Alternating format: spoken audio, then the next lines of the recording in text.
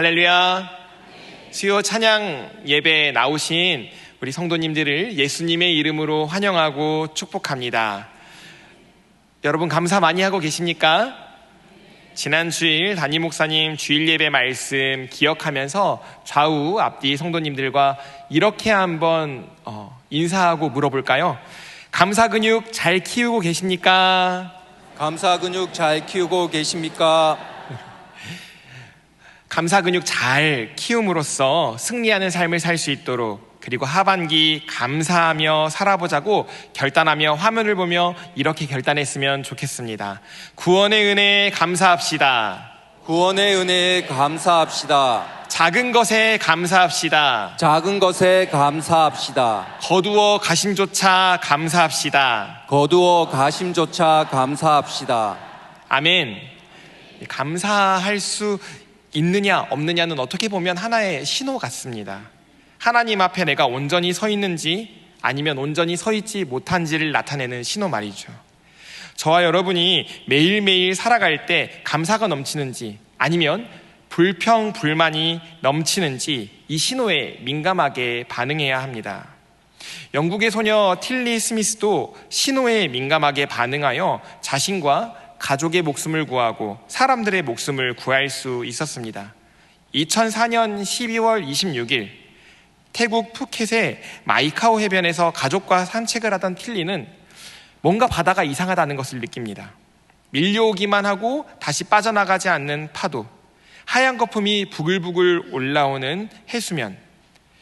다른 사람들은 대수롭지 않게 여길 법하지만 틸리의 몸은 얼어붙었습니다. 왜냐하면 2주 전 학교 지리 수업 시간에 정확히 이 장면이 무엇을 의미하는지를 배웠기 때문입니다. 바닷물이 거품을 내며 계속 밀려오기만 한다면 그것은 쓰나미가 오고 있다는 신호다. 틸리가 다급하게 부모님께 쓰나미가 오고 있다고 말했고, 부모님이 처음에는 반신반의하다가 급한 틸리의 말에 다급하게 호텔의 직원들에게 이 사실을 알렸습니다. 직원들은 해변에 있는 모든 사람들을 대피시켰고 몇 분 뒤 9m 높이의 파도가 그 해변을 덮쳤습니다. 그날 인도양 전역에서 약 23만 명 이상이 목숨을 잃었다고 합니다. 그런데 틸리가 있던 마이카오 해변에서는 단 한 명의 사망자도 나오지 않았다고 합니다. 신호를 알아보고 그 신호에 즉시 반응하는 한 소녀가 있었기 때문이지요. 자연만 신호를 보냅니까? 우리의 하나님도 신호를 보내십니다. 하나님도 우리 삶에 끊임없이 신호를 보내십니다. 은혜를 베푸신 신호, 돌이키라는 신호, 지금 멈추라는 신호, 조심하라는 신호, 계속하라는 신호 등. 문제는 신호가 없어서가 아닙니다. 진짜 문제는 신호가 없어서가 아니라 그 신호를 알아보고도 무시하거나 또는 무뎌지는 것입니다. 마치 자동차 계기판의 배터리 신호, 또 엔진 이상 신호 등 이런 신호를 보고도 무슨 신호인지 알아차리지를 못하거나 별일 아니겠지 무시함으로 차를 망가뜨리는 것과 같죠. 오늘 우리가 살펴볼 사람은 틸리와는 다르게 신호를 흘려버리고 무시하는 인물입니다. 바로 삼손입니다. 삼손은 하나님의 신호를 수없이 받았습니다. 그런데 매번 그 신호를 흘려보냈습니다. 결국 그는 신호가 완전히 끊어진 것조차 알아차리지 못하는 지경에 이르고 맙니다. 여러분은 삼손하면 어떤 것이 떠오르십니까? 먼저 긴 머리가 떠오를 것입니다. 어떤 목사님이 저보고 삼손 설교하니 장발 가발을 쓰고 설교한 게 어떻겠냐고 그러셨는데, 그런 장발이 있고요. 또 머리카락을 잘려 힘을 잃은 장사, 마지막에 기둥을 무너뜨린 그런 영웅을 떠올리실 것입니다. 하지만 성경이 이 삼손의 이야기를 통해 우리에게 말하고 싶은 것은 그런 영웅담이 아닙니다. 은혜를 받은 사람이 어떻게 그 은혜를 잃어버릴 수 있는가에 대한 이야기입니다. 사사기 16장 20절입니다. 삼손이 잠을 깨며 이르기를 내가 전과 같이 나가서 몸을 떨치리라 하여도 여호와께서 이미 자기를 떠나신 줄을 깨닫지 못하였더라. 여러분, 무서운 말씀입니다. 한때 하나님의 영이 강하게 임했던 사람이 하나님이 자신을 떠나신 것조차 알아차리지를 못합니다. 어떻게 이런 일이 가능했을까요?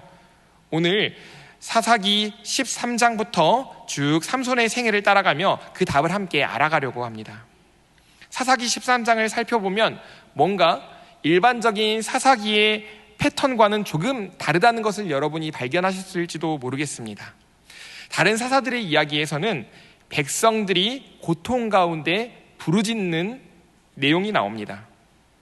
그 하나님이 그 부르짖음에 응답하여 사사를 보내시는 것이 일반적인 패턴이죠. 고통받고 부르짖고 그 부르짖음에 응답하여 사사를 보내심. 그런데 이상하게 13장에서는 백성들의 부르짖음이 보이지 않습니다. 악순환의 고리 속에서 방황하던 이스라엘 백성이 블레셋 사람들의 괴롭힘에도 불구하고 더 이상 하나님을 찾지 않는 최악의 상황에 이른 것이죠. 회개도 없고 기도도 없는 그런 상황에 이르고 만 것입니다.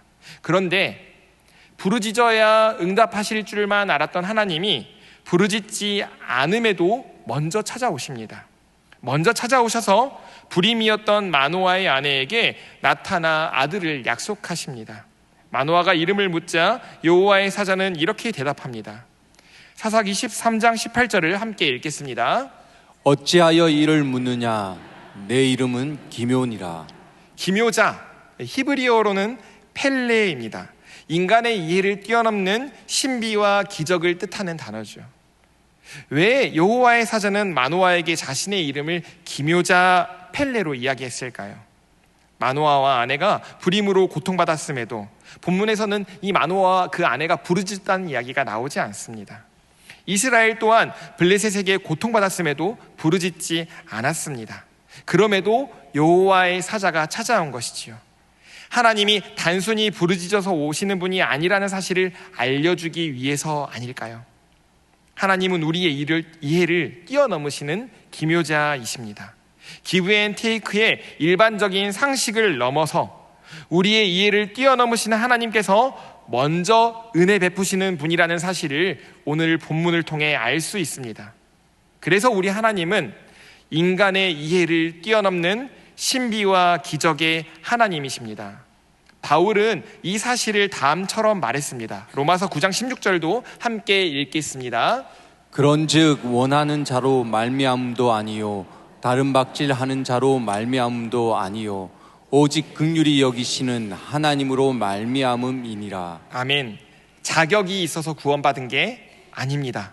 구원받을 일을 해서 그 보답으로 구원받은 것 또한 아닙니다.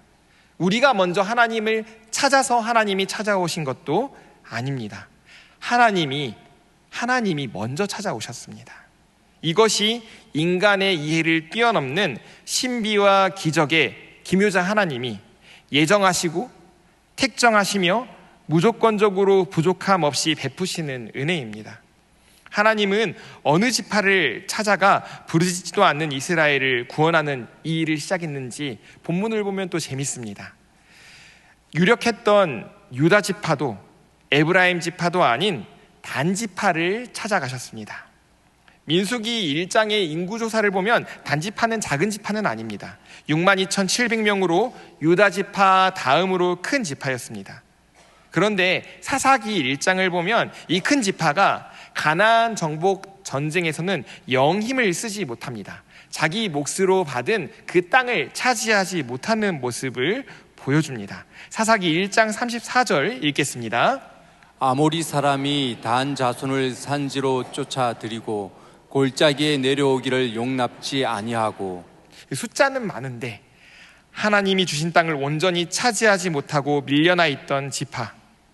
하나님은 그런데 좀 힘이 세고 좀 잘 나가고 유력한 지파가 아니라 흔들리고 온전하지 못한 단 지파에서 이스라엘 전체를 구원할 사사를 세우십니다. 왜일까요? 하나님은 은혜가 필요한 것에 먼저 찾아오시는 분이시기 때문입니다. 하나님은 완전한 사람이 아니라 은혜가 필요한 사람을 먼저 찾아오십니다. 오늘날도 마찬가지입니다. 우리의 삶도 우리의 신앙도 우리의 모든 것들이 언제나 은혜에서부터 먼저 시작합니다. 인간의 이해를 뛰어넘는 기묘자 하나님은 우리가 구하기 전에 먼저 찾아오시고, 아니 구하지 않더라도 여전히 긍휼의 은혜를 베푸시는 분이 우리가 믿고 우리가 섬기는 우리의 하나님 여호와십니다. 부르짖지 않아도, 그럼에도 불구하고 우리를 찾아오시고 은혜를 베푸시는 하나님을 생각할 때 얼마나 그 사랑이 크고 놀라운지 모릅니다. 그렇게 기묘자 하나님의 은혜로 말미암아 태중에서부터 구별되었으며 이스라엘을 구원할 나실인이자 사사가 태어났습니다. 삼손. 나실인으로 구별된 사람답게 거룩하게 살아가야 합니다. 사사로서 이스라엘을 구원함으로 다시 이스라엘을 거룩의 자리에 돌려놓아야 합니다. 거룩이 무엇입니까? 거룩은 하나님을 삶의 주인으로 인정하며 살아가는 삶입니다. 거룩은 하나님을 삶의 주인으로 인정하며 살아가는 삶입니다. 세상에서 똑같이 사는 것도 아니고 세상으로부터 도망치는 삶도 아닙니다. 하나님을 삶의 주인으로 인정하며 살아가는 삶입니다.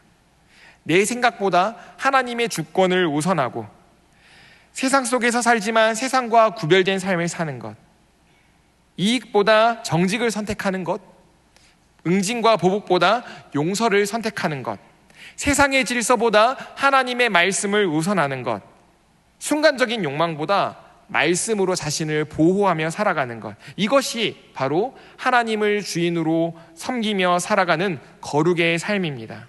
그런데 삼손은 나실인이자 사사인데 이 거룩을 자꾸 무너뜨리고 구별됨을 무너뜨리는 삶을 살아갑니다. 한두 가지가 아닙니다. 첫째, 딥나 여인과의 결혼을 고집합니다. 부모가 이방 여자라 안 된다라고 삼손을 꾸짖습니다. 그런데 삼손은 우깁니다. 내가 그 여자를 좋아하오니 나를 위하여 그 여자를 데려오소서 밀어붙입니다. 이방 민족과의 통혼을 금한 율법을 정면으로 어깁니다. 이것은 나실인으로서의 규례가 아니라 이스라엘 백성이라면 응당하지 말아야 할 결혼입니다. 물론 이 사건 뒤에 하나님은 이 일을 블레셋을 치는 기회로 사용하십니다. 하지만 이것이 삼손의 불순종을 정당화하지 않습니다. 하나님의 주권은 우리의 불순종을 정당화하지 않기 때문입니다. 둘째, 자신이 물리친 사자의 사체에 호기심을 가지고 굳이 다가갑니다. 들춰보고 그 사체에 있는 꿀을 떠먹습니다. 나실인의 서원, 시체 접촉 금지 조항을 어긴 것입니다. 세 번째, 가사의 기생을 봅니다. 그리고 그녀에게 들어갑니다. 현대인의 성경을 보면 어떤 창녀를 보고 그녀의 침실로 들어갔다고 번역합니다. 노골적이고 즉흥적이며 죄를 거부하지 못하고 정욕의 노예가 되어 살아가는 모습을 보여줍니다.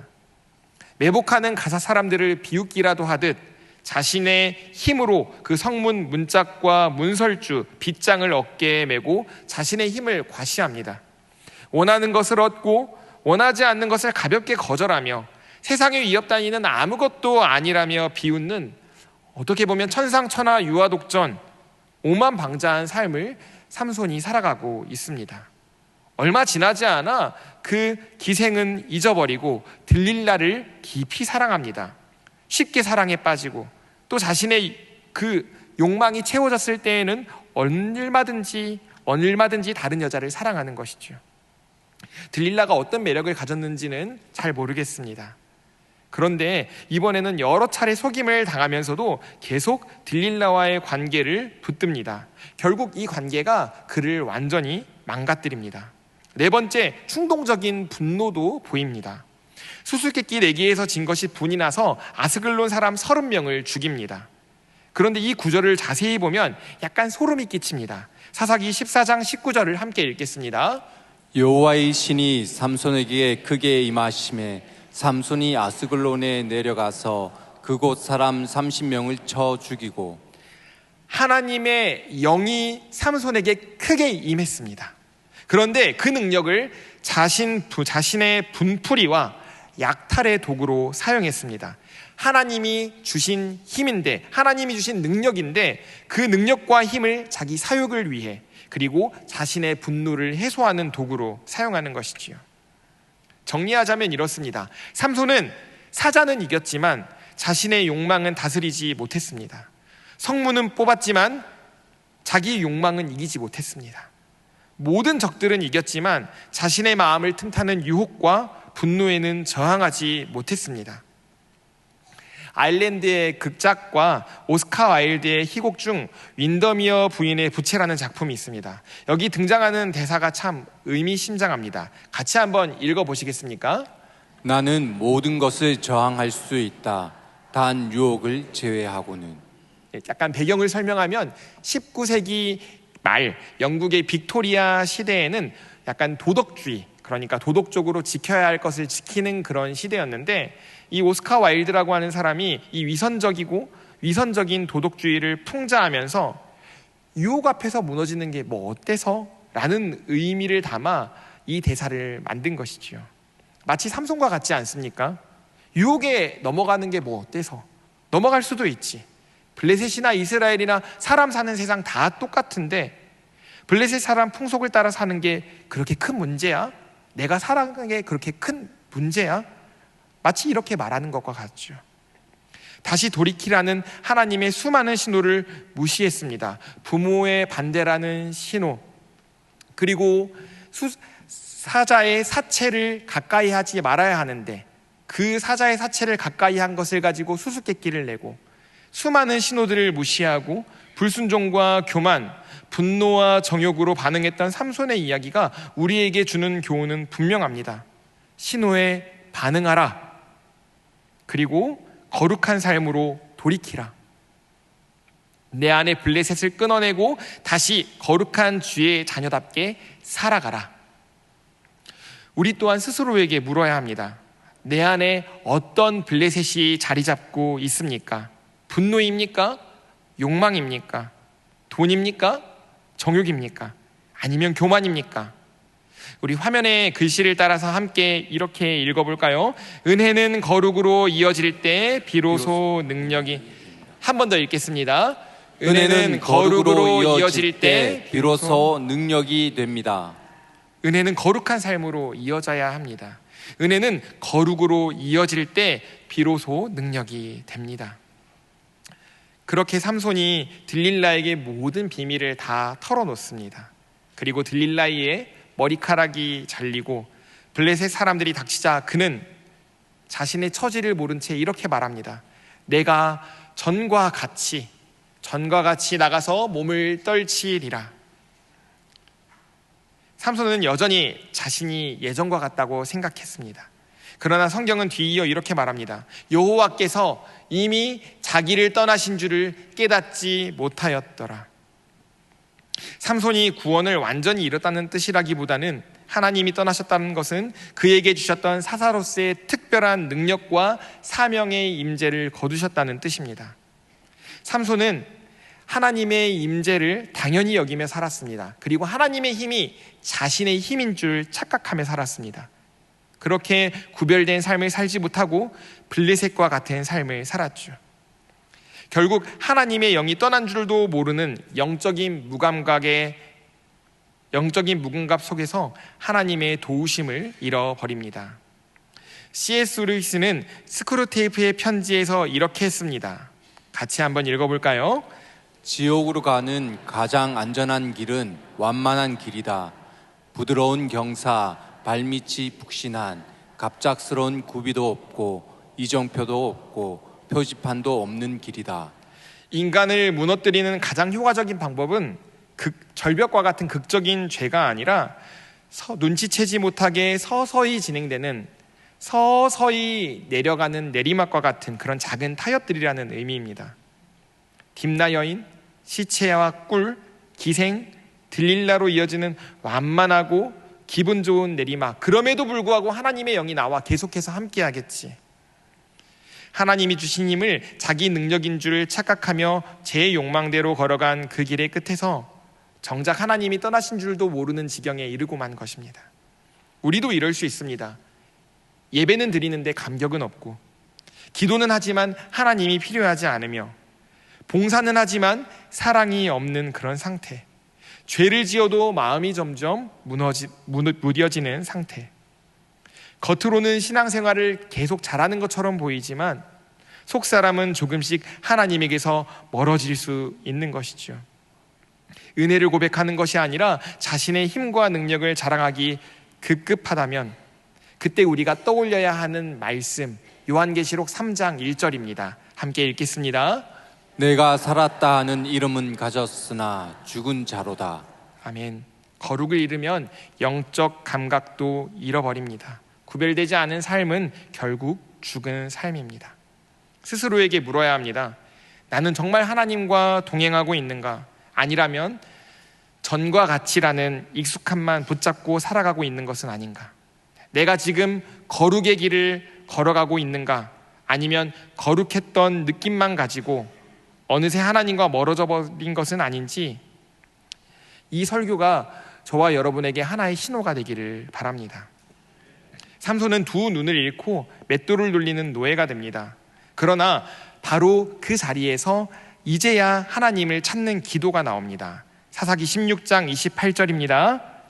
삼손이 여호와께 부르짖어 가로되 주 여호와여 구하옵나니 나를 생각하옵소서. 하나님이여 구하옵나니 이번만 나로 강하게 하사 블레셋 사람이 나의 두 눈을 뺀 원수를 단번에 갚게 하옵소서 하고.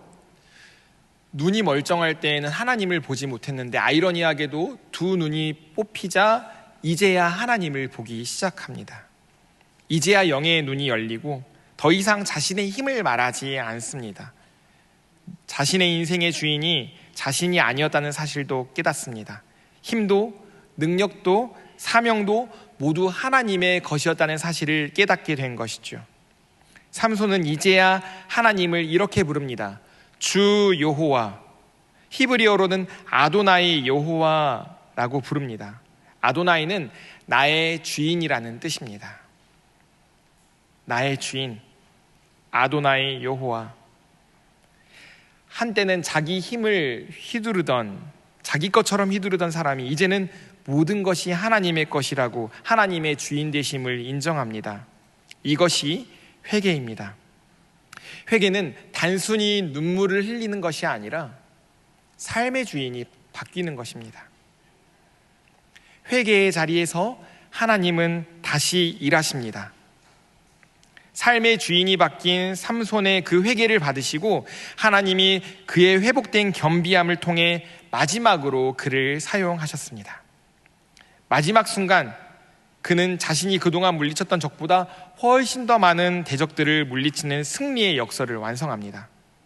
두 눈이 뽑히고 맷돌을 돌리던 그가, 그 자리가 단순한 형벌의 자리를 넘어서 마지막으로 아도나이를 부르짖을 수 있도록 하나님이 삼손에게 허락하신 회복의 자리였습니다. 그러나 결국 삼손은 자기 죄 때문에 눈이 뽑힌 사람입니다. 삼손 역시 구원이 필요했던 사람에 불과하죠. 그래서 사사기는 마치 우리에게 이렇게 묻는 것 같습니다. 삼손보다 더 크고 삼손보다 비교할 수 없는 완전한 구원자는 누구인가? 저와 여러분은 이 답을 알고 있습니다. 우리의 주 예수 그리스도. 예수님은 죄 때문에 죽으신 분이 아니라 우리의 죄를 대신하여 죽으셨습니다. 삼손은 마지막에야 하나님께 순종했지만 예수님은 처음부터 끝까지 온전히 하나님께 순종하셨습니다. 삼손은 자기 백성을 위해 죽었지만 자기의 죄도 함께 짊어진 사람이었으나 예수님은 죄가 없으셔서 자기의 죄 때문에 죽지 않으시고 죄 없으신 어린 양으로 온전히 저와 여러분을 위해 죽으셨습니다. 하나님이 우리에게 베푸신 가장 큰 은혜, 예수 그리스도. 바로 이 예수 그리스도 때문에, 그 십자가 덕분에 하나님의 강권적인 은혜 베푸심으로 말미암아 저와 여러분이 이 자리에 앉아 있고 하나님께 예배드릴 수 있게 되었습니다. 그래서 옆에 계신 성도님들과 한번 이렇게 인사했으면 좋겠습니다. 그냥 앉아 계신 게 아닙니다. 강권적인 은혜의 덕분입니다. 그냥 앉아 계신 게 아닙니다. 강건적인 은혜의 덕분입니다. 아멘. 그렇다면 이미 그리스도 안에서 붙잡힌 우리는 이제 사울의 이야기를 이제 반면교사 삼아서 어떻게 살아야 할까요? 하나님께서는 오늘 본문을 통해서 우리에게 세 가지를 말씀하십니다. 첫째, 같이 읽어볼까요? 먼저 찾아오신 은혜를 기억하십시오. 먼저 찾아오신 은혜를 기억하십시오. 우리가 하나님을 붙드신 것이 아니라, 우리가 하나님을 붙든 것이 아니라 하나님이 먼저 우리를 붙드셨습니다. 오늘 하루 나도 모르게 지나쳤던 하나님의 은혜의 신호가 있었을까요? 먼저 찾아오신 그 은혜를 떠올리고 감사로 반응하는 인생의 해석을 잘하는 여러분 되시기를 예수님의 이름으로 축복합니다. 둘째, 그 은혜에 합당하게 거룩하게 사십시오. 그 은혜에 합당하게 거룩하게 사십시오.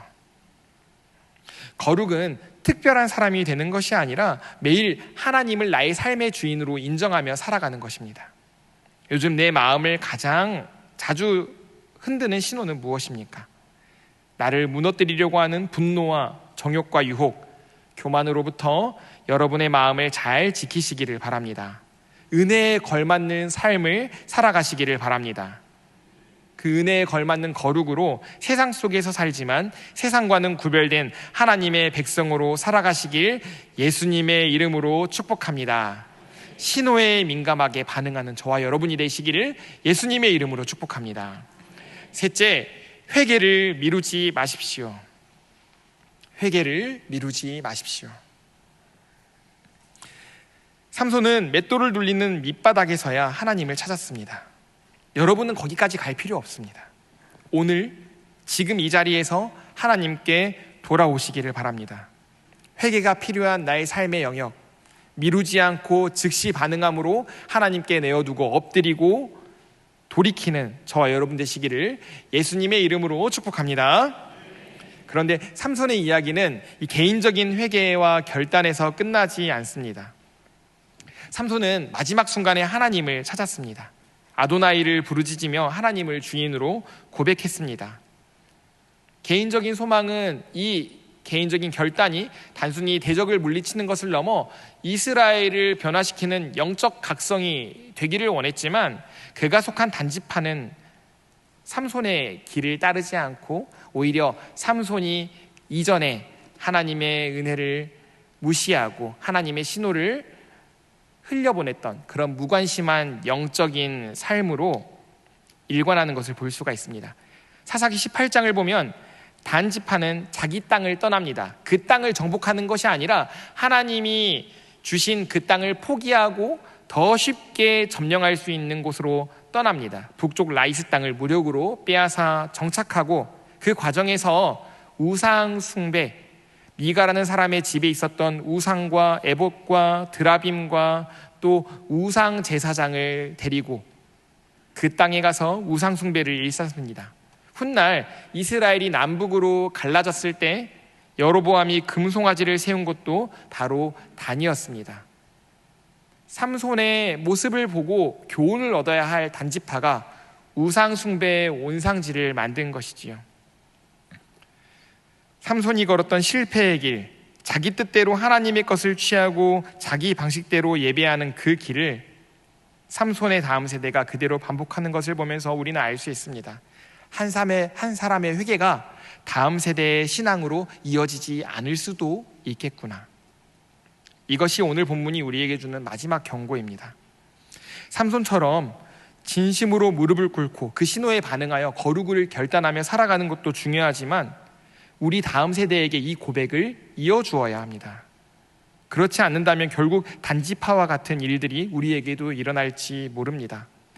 찾아온 은혜를 기억하고 그 은혜에 합당하게 거룩하게 살며 회개를 미루지 않는 개인적인 결단을 넘어서서 여러분의 자녀를 품으시고 여러분의 손주들을 품으시고 여러분이 맡은 다음 세대 영혼을 품으시기를 바랍니다. 신호에 반응하는 은혜와 거룩의 세대가 되도록 이끌어 주시기를 바랍니다. 믿음은 강단에서만 전해지는 것이 아니라 식탁에서, 가정에서, 또 부모의 삶을 통해 전해집니다.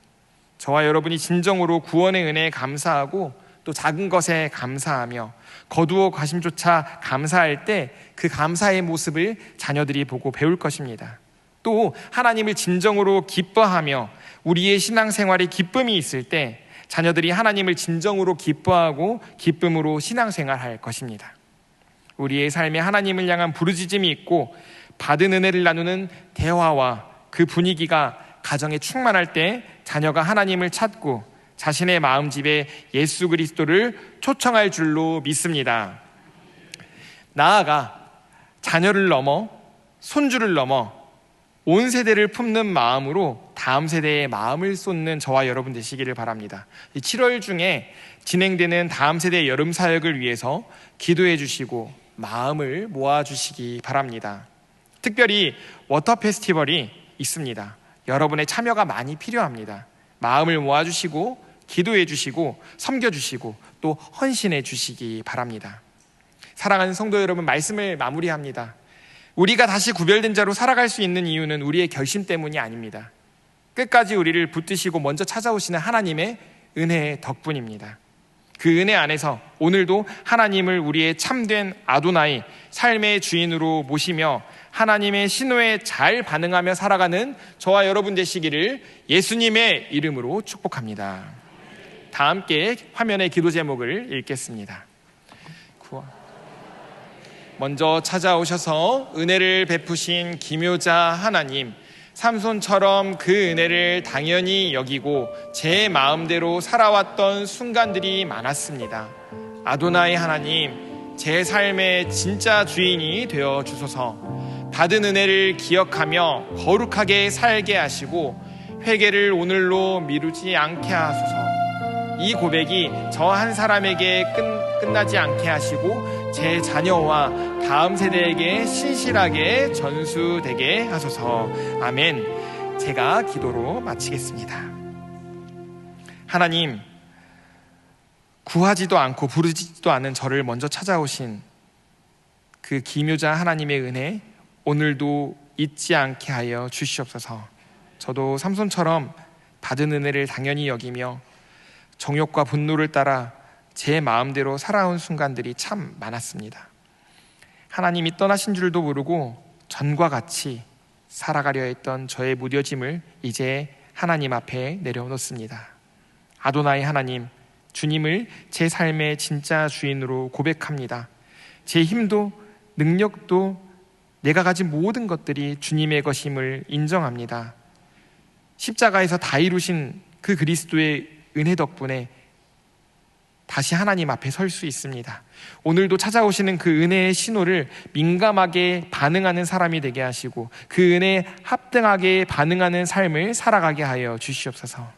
이제 제 안에 있는 블레셋을 몰아내고 구별된 자로 살게 하시고 이 고백이 저 한 사람에서 나 하나에게서 끝나는 것이 아니라 제 자녀와 다음 세대에게 신실하게 전수되게 하여 주시옵소서. 우리 주 예수 그리스도의 이름으로 기도드립니다.